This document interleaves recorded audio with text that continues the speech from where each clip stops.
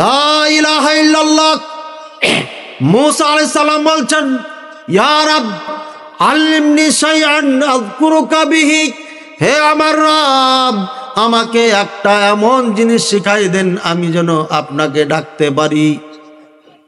আল্লাহ বলছেন, কুল ইয়া মূসা, হে মূসা তুমি বলো লা ইলাহা ইল্লাল্লাহ। মূসা তুমি বলো লা ইলাহা ইল্লাল্লাহ, আল্লাহ ছাড়া সত্য কোনো মাবুদ নেই।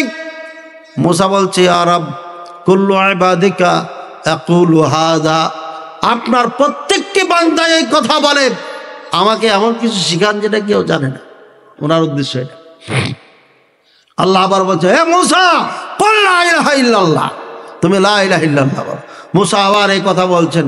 তখন আল্লাহ বলছে, মূসা লাউ আন্না সামাওয়াতিস সাবআ ওয়া মান আমিরুহুন্না ওয়াল আরাদুনাস সাবআ, সাত আসমান, সাত আসমানে যারা বসবাস করে, সাত জমিনে যারা বসবাস করে, সবগুলোকে এক পাল্লায় রেখে দাও, আর লা ইলাহা ইল্লাল্লাহকে এক পাল্লায় রেখে দাও।